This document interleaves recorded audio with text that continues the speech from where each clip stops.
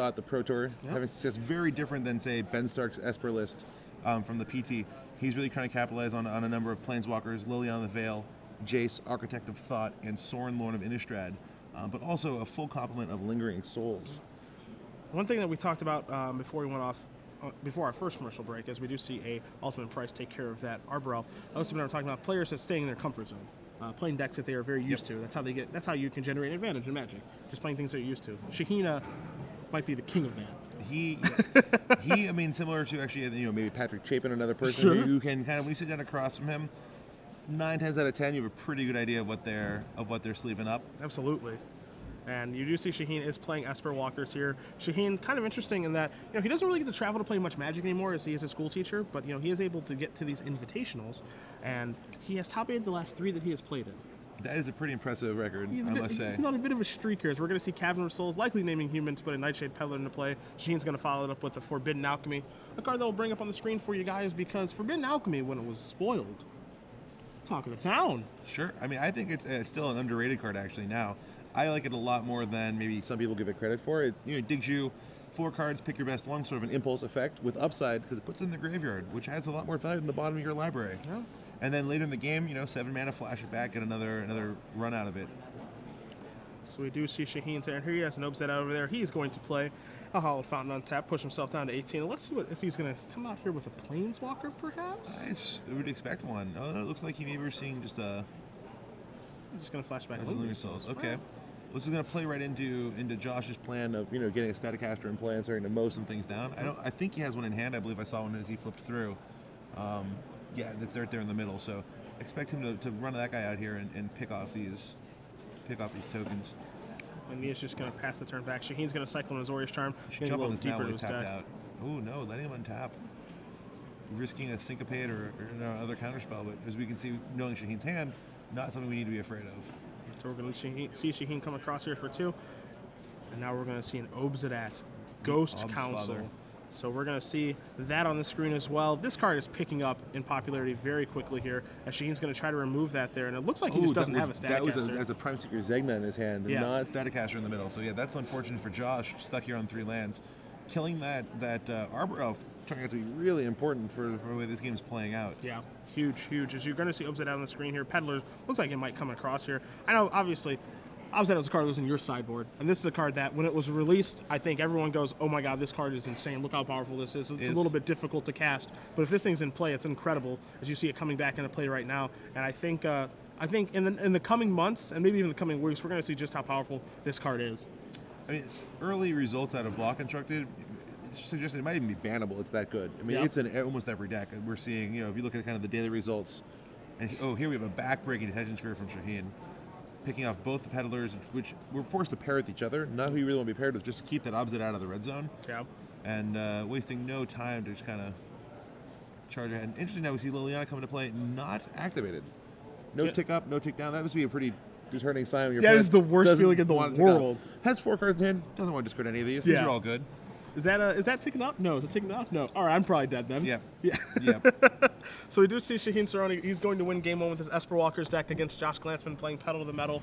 A matchup that I think probably does favor Esper Walkers because, one place that Nightshade Peddler plus is a Staticaster is not very good against is a deck that's based around Planeswalkers. Although I think Shaheen's specific list with the Obzedat, although granted he only does have 1 main, but Obzedat plus the heavy focus on Lingering Souls does make it a little better here than it is against traditional Esper decks. Right? Traditional Esper decks are trying to drown yard you out. Well, Shaheen can do that, has 3 drown yards. He does have a plan A minus B plus-ish kind of plan with these Lingering Souls and the Sorins that you get to shut down. So more value here than oftentimes. Okay. Well, let's take a look at Shaheen's sideboard here. As he is up a game, sideboarding confidently. You see he's obviously got some cards that he wants for this matchup.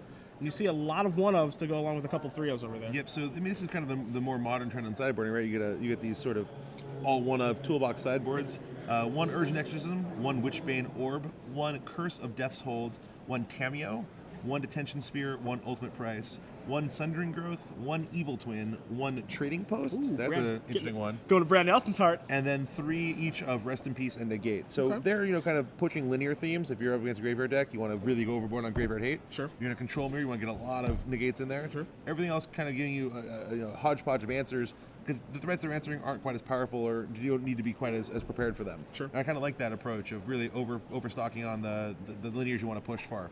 Here in this matchup, I mean, I wouldn't be surprised to see a Detention Sphere come in.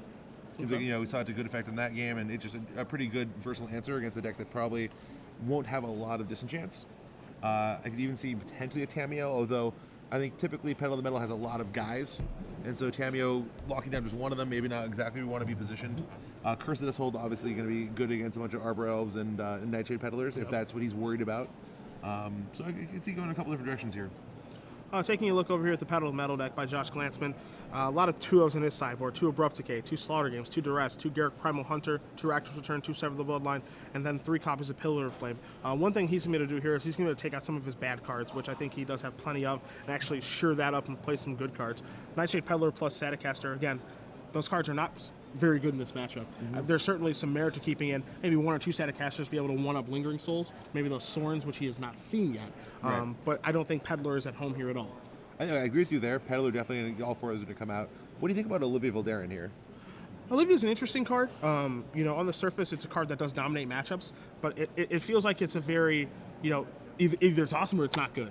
That's how that card only feels to me. And I feel like in this particular matchup, it's just not very good. It's so unimpressive. You can probably do better. When you look at his sideboard, you see a card like Garruk Primal Hunter, you see Rakdos Return, you see Duress, you see Slaughter Games. Those cards are probably better than Olivia. I mean, you have to sideboard out something, and I think you're going to start with the Peddlers. You're probably going to shave some number of Staticasters, potentially all of them, and then Olivia is probably the next card on the chopping block. Now, what order to take those cards out in after Peddler? That's debatable. I'd be shocked to see all the Staticasters go. I think you want to leave in 2 or 3 even. It depends on how much he understands of Shaheen's deck. I mean, we saw the 1 Lingering Souls. If he assumes there's 4, I like leaving in even as many as 3 Staticasters. It's just such a big part of Shaheen's game plan in some situations. And you named 8 cards he probably wants to bring in, right? 2 Slaughter Games, 2 Duress, 2 Primal Hunters, 2 Rakdos Return. Yeah. So we got the 4 Peddlers. Let's say we have 2 Staticasters. Maybe you cut some Huntmasters, maybe you cut some Olivia. I think those are both up in the air, potentially. Yep. I think it's interesting to see maybe Prime Seeker Zegna. I actually have no idea where that card is at its best. I've seen it in a lot of deck lists, but I haven't played any of them myself, so I haven't had a good chance to get a feel for that card. Pairs well with Thragtusk, obviously. Yeah. I mean, the obvious interactions with those cards are obvious, and if you're able to do it, then it's fantastic. You draw X amount of cards, you have a big body on the table, you're probably going to win if you can do that. The question is, can you actually get to that point? Right. Against an Esper Planeswalker deck, that seems difficult. It definitely matters in how much he knows about what Shaheen's playing. So Shaheen, for instance, only has 2 Sphinx's Revelations. Sure. That makes a card like Slaughter Games a lot worse. Yep. Because Shaheen, what are you going to name? There's 2 Lilianas, there's 2 Jaces, there's 2 Sorens, there's 2 Revelations, there's 1 Terminus. I guess you could maybe name Lingering Souls, but you're already leaving in Staticaster to trump that plan. Yeah. You don't want to name that with Slaughter Games as well. Yeah, that's true. So I think maybe Slaughter Games deceptively bad in this matchup, where it would be normally quite good against these sort of decks. Yeah, and Slaughter Games, as you said, deceptively bad is the best way to put it, because that's a card that Josh probably reached for immediately and shuffled in. Yep. Because when you're playing against these Hollow Fountain decks, the first thing that comes to your mind, even if you didn't even cast it, is, Sphinx Revelation. Yep. Boy, that card's not fun to play against. I want to get those out of here. And Shaheen only has 2 of those, as we saw Forbidden Alchemy in his deck, so he has more ways to filter cards. Also has Jace Architect of Thought as well, so he's not reliant on Sphinx Revelation, where your typical Esper deck or your blue-white-red flash deck actually is. And maybe you Slaughter Game something like Supreme Verdict. It's like 1 angle of attack. Okay. But that's a pretty slow plan, right? I mean, you're casting Slaughter Games, so before you do that, you can't overcommit because you'll get verdicted on the spot. Yep. So you have to hold back guys. Then you resolve the Slaughter Games, and meanwhile, they're Shaheen's here building up lands and going to get to cast the Revelation for 5 or 6. Yeah, he's not doing nothing over there. Right, exactly. So I think it's just an awkward for the way Josh wants to kind of position the matchup to try to work on these Slaughter Games. Something like Duress or Primal Hunter, obviously much better. Yeah, much more clear cut what those cards are going to do, what they're there for, and they're always going to do the same thing. Where Slaughter Games, how good it is going to vary quite a bit. As we do see both players, looks like they've kept their 7. Josh is going to start out here with, as you see, a Water Grave. He's actually going to come out with Overgrown Tomb. I feel like maybe we're going to see a Deathrite Shaman here. Ooh, no, we're seeing the Duress. So we saw him also kind of considering playing that Water Grave, so I had a good idea he was going to be. Shaheen suggesting that the Lingering Souls might be what he wants to take. I pulls suspect that forward a little bit.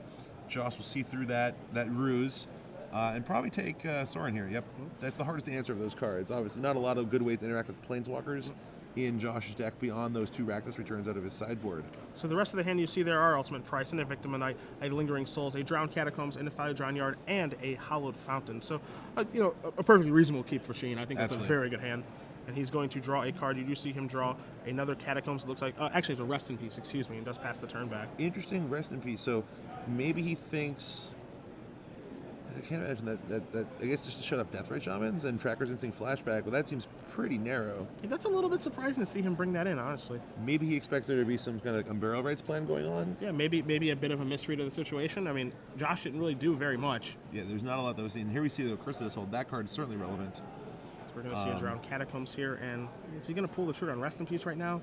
Obviously, he can't cast Ultimate Price. I don't like playing that right here. Yeah.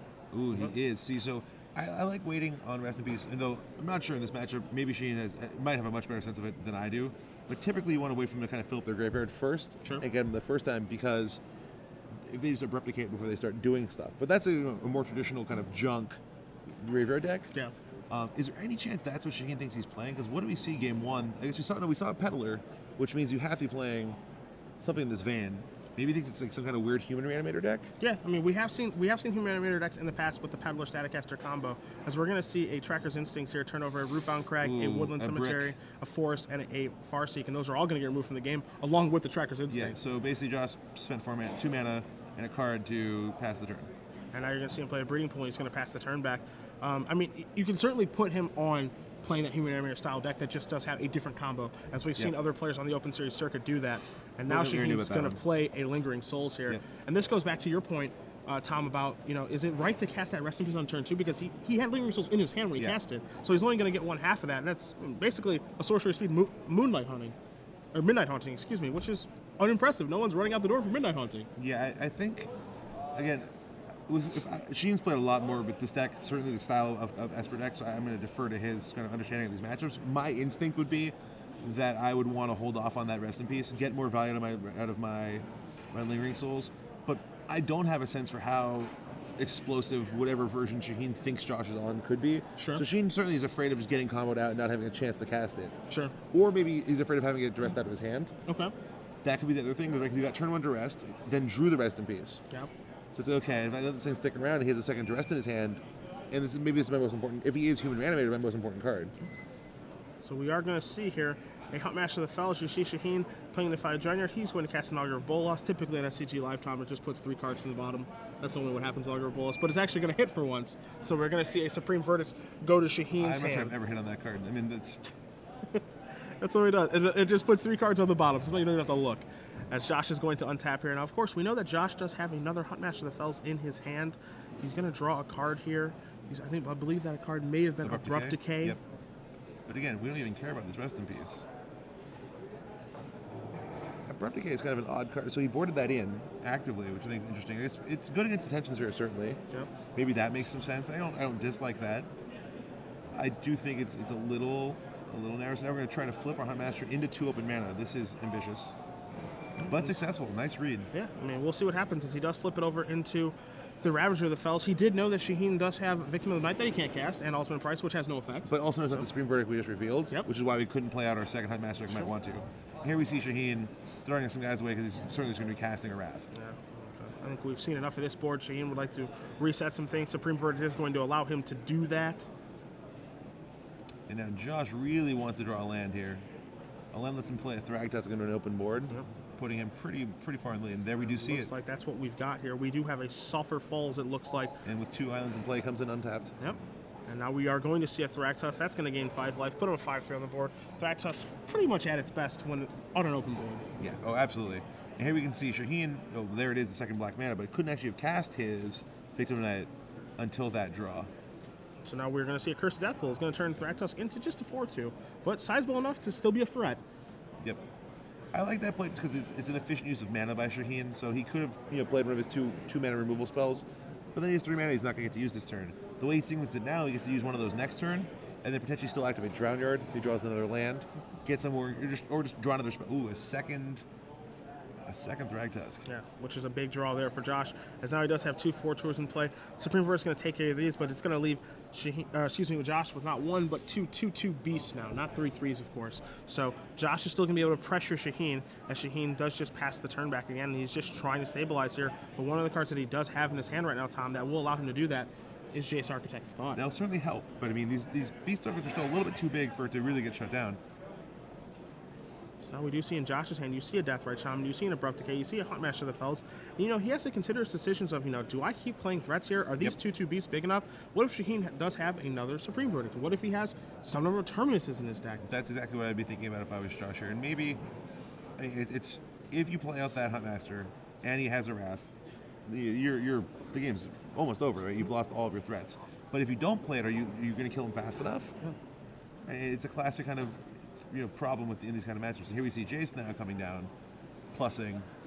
Oh no, minusing. You don't know Shaheen. You think you do, but you don't. As he's going to turn over a Godless Shrine and the Zorius Charm and a Liliana of the Veil. I thought it was going up too. You beat me to it, and neither of us were correct. Well, interestingly, it will actually survive here, right? So it's going to end up happening is Shaheen will just take the pile with just the solo land, I suspect.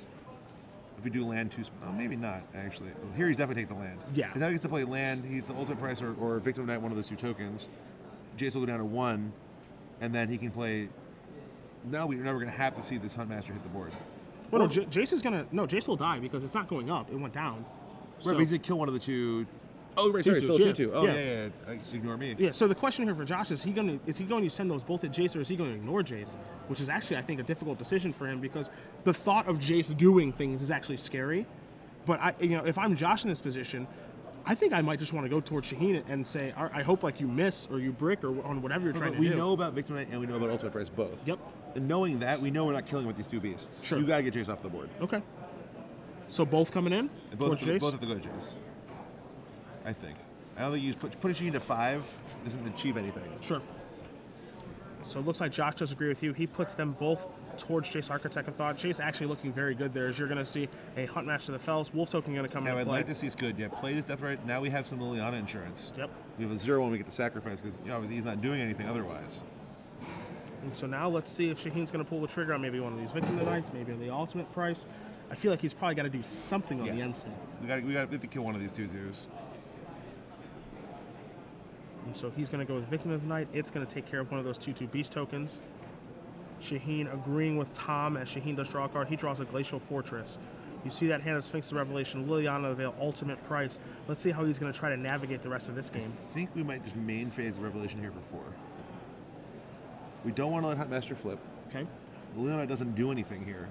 It eats the Deathrite Shaman. Yep. And you are going to see a main phase Revelation. 4 cards and 4 life coming to Soorani. You do see the cards drawn there. Forbidden Alchemy among them. Look at Alchemy, 2 lands and a blue spell. A mystery Dissipate it looked like, but I guess Dissipate would still be in if you think it's a Reanimator deck. Dissipate is very good. In. So I think he drew a Dissipate there as well. We really need something that's going to impact this board though. We need to find like the Terminus or another Supreme Verdict. You see the hand here for Glantzman. Duress, a big draw for this turn. Yeah. To go along with that Farseek and that Prime Speaker Zagana. Now the tension is, do we Duress or do we flip? Well, that's the question I was going to ask you. I popped the questions here. I'm not smart enough to answer them. You're the champion in the booth. So we're going to hit Shaheen for 4. We decided not to flip. And he is going to Duress. So you see Forbidden Alchemy, Liliana, ultimate price, Dissipate, 2 copies of Drowned Catacombs. Tom, what do you take? Alchemy right to the RFG pile. None of these other cards really do very much, I think. I mean, maybe take ultimate price and you just hope that Alchemy whiffs. Alchemy will stop the Huntmaster from flipping. She can cast it on his main phase. He can also cast it to search for, Supreme Verdict. That's what more I'm afraid of, is searching for that Supreme Verdict. I mean, I think we have to think about, okay, so say we take Alchemy, we hit him down to 7. Okay. Shaheen, best case scenario, draws a blank. He draws a blank, he's just going to ultimate price the beast token. Sure. Dissipate the next threat. Sure. And now all of a sudden we only have 2 1/1s in play, and Shaheen's at 7 life. Sure. I'm not sure that's going to get it done. And he agrees with you. He is going to take Alchemy. And the big thing here as well is by taking Alchemy, no flashback on it because of Rest in Peace. Yep. So it looks like Rest in Peace might actually be biting Shaheen a little bit more than we initially thought, as Lingering Souls does not get to flashback, Forbidden Alchemy does not get to flashback, that Liliana not doing very much as well. This Deathrite Shaman that's sitting here in play would be a huge game if that Rest in Peace was not around. So it certainly is. Shaheen might just be dead if he didn't have that Rest in Peace, to be honest. And so now you're going to see an attack here for 4, and then we're going to see a Farseek. Yep. Another thing that's important to keep note of now, we're getting close to the range where a Rakdos return could be lethal. That's true. We're getting enough mana in play. Now, we do know Shaheen has that Dissipate, yep. So we have to bait that out first. But we are going to see Josh now with some late game ability to kind of just end this thing with a single draw step. All right, so Farseek's going to resolve. Huntmaster will not flip. because of that. And now Shaheen is going to be taking his turn. He'll be untapping. He'll be drawing. Again, we do know he does have the removal spell, that Liliana, which is a little bit unimpressive right now, but plenty of good draws for Shaheen to draw right now. I think the best one probably being Terminus. Terminus, being that there's only one mana or Supreme Verdict there is really wants. What's it like? What is it like, Shaheen? Just casually miracling the one-outers. See, when you do this enough, poor Josh. When you do this enough, you start just being able to call miracles. You'll get used to it after a little while here. We'll give you some time. Terminus off the top, putting Josh's threats to the bottom. Now you're going to see Liliana. That's going to tick up. And now it's only relevant. Abrupt Decay is going to take care of the Liliana most likely. Yep. And now Shaheen has Dissipate up. Yep. You want to talk about a turn of events, my friend? You just saw one. Yeah, I mean, Shaheen had his back to the wall. He really needed that. And you see that stomping ground. So again, we build up our mana to make that Rakdos return a big threat.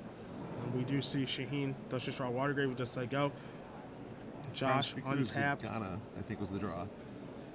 Yeah, now he's going to start taking them to the Drown Yard. 3 cards are turned over here.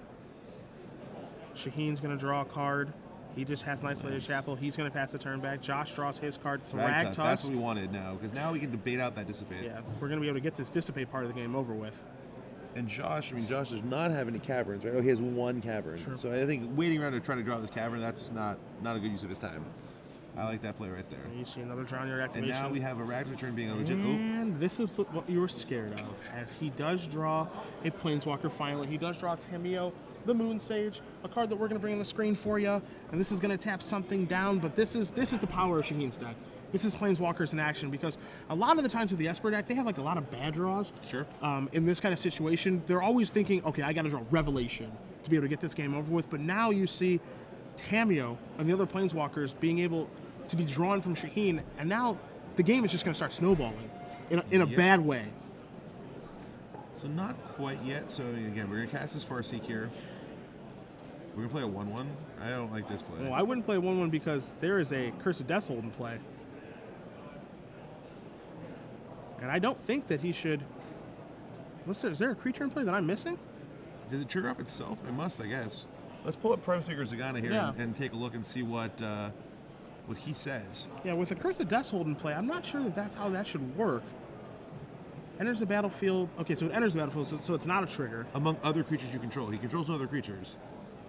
So yeah, that should not have happened. Draw cards equal to its power, yeah. So it should have just died, and he should not have drawn a card. Yeah, and he should not have drawn a card. So we are going to get that worked out right now. Hear a judge call from that general vicinity from the booth. As one of the things I actually wanted to bring up, but I wasn't positive because I didn't want to be incorrect about how Zagana worked. Is that versus Curse of Death's Hold, which is in favor of the Curse of Death's Hold player.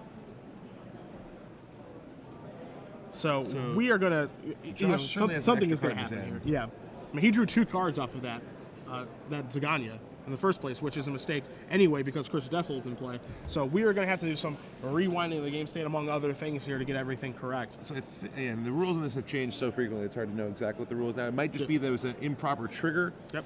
It might be the drawing extra cards, which would be a game loss. It could go a lot of different directions here. Frankly, Josh has basically lost his game regardless, so it's not going to be. Well, what's happening now? We're now drawing more cards. We're just continuing. And it's keeping a count. This is bizarre. So it keeps a counter. We'll have to get a judge's ruling exactly on what's going on here, as this is a bit of a surprise. We'll find out, when we do get the information from our spotter, we will get it from you guys and contact it to you guys at home, as this does look like an incorrect game state, but we could be wrong. We've been wrong before. It could be the ruling that it was just too far gone. Sure. Although, because he'd drawn cards, it does seem like a strange ruling. But, I mean, they'll get it sorted out. I mean, they're playing on. So we will continue to. It looks like Prime Speaker keeps the counter. Yeah. It's a 1/1. Cameo locked it down. We're now getting in range of a lethal potential Rakdos return. Looks like now we've having another conversation off to the side. It looks like. Yeah. Now you see some slow. Yeah. You see. Maybe it is dying now. Yeah. So you see that's some. awkward because now the Cameo's been used on it as well. Yeah. So we're gonna have to get this game state correct for sure, and come to a consensus opinion on what they're gonna do here. It is awkward they had that kind of mini pause and then restart and play it on for another turn, which made it hard to back up and get this really smoothed out. Yeah. Yeah, and this is the sort of thing where it kind of comes down to, yeah. And Tom, obviously, you being a professional player, you know about this. Just kind of having control of the situation. You know, maybe appealing to a head judge, something that you're not comfortable with. Is both players do look pretty uncomfortable right now. You can just tell by the body language of what's going on in this situation. It is pretty awkward. I mean, it's just a very awkward mistake with the Prime Speaker, since it so explicitly says other creatures. Even and everything else aside, missing the Death Soul piece seems reasonable. That kind of thing happens. But not noticing that it's other creatures is a pretty big mistake. Yeah. And so you do see the table spotter. They're trying to sort things out there. This is a situation where at every players meeting, when they do go over things, they say that if you're not agree with the ruling, you can certainly appeal to the head judge. So now what we're doing is we're putting 2 cards back at random. This is a whole turn. We've had a turn draw step 2. We've had spells. This is kind of a strange kludgy fix. It looks like they're currently just trying to make the best of the situation and just move on with the game. So it looks like an appeal should have happened there. Yeah. I don't imagine that was the cleanest ruling, but at the end of the day, I mean, it is awkward. I always like to see the situation resolved in a way that keeps this close to how the rules should enforce it as possible. Yeah. Which sometimes is harder to do than other times. Here we found a way to kind of do that. Yeah. Certainly about trying to keep the integrity of the game. Yep. Without question. And that's one area where I actually prefer to have we did not cast our Farseek, that's odd. I almost prefer to see greater judge discretion to let judges affect a change and try to get the game state to the right spot. I know the rules right now are kind of prescriptive. They tell you have to do X, Y, Z. Sure. So here, I think, Josh, I would have just played the Wolf Run and cast the Farseek and just try to get as much mana in play as possible so that a Rakdos return is lethal. It's possible that both returns have already been milled, and he knows this. Yeah. So he's just trying to keep cards in hand to just try to make sure he can worry about them. Sure. There can be a lot going on that we're just not aware of from our angle. So Josh will draw a card. It is a Tracker's Instincts. Shaheen says that's fine. Not minding him milling himself for 4. You see Garrick, Deathrite Shaman, and Rootbound Crag. So as far as Tracker's Instincts goes, those are about as bad as they can be. As now he's just going to play an 0-1 off of this as well. Yep.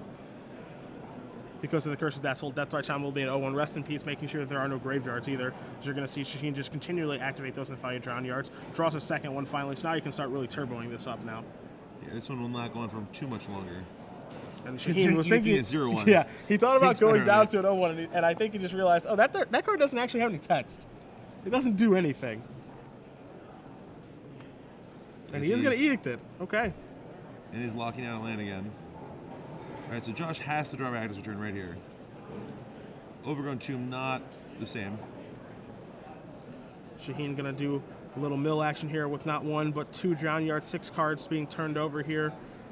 Now we also have the sick option of Ultimate Tameo, Drown Yard yourself to draw 3. We have a lot going on now that's pretty filthy. That's actually not that good of an option, Tom. Oh, not with the dressing piece in play, I guess. That's a fair point. That is correct. See, even you're getting confused by the game state. That's right. Shaheen's even you're getting confused. Coming back to stop him from making sweet plays like that. So here we see Shaheen taking down the match 2-0 in rather decisive fashion, really. That game was, up until the terminus, was in question, but at that point on, it was really Shaheen's game to just to close out.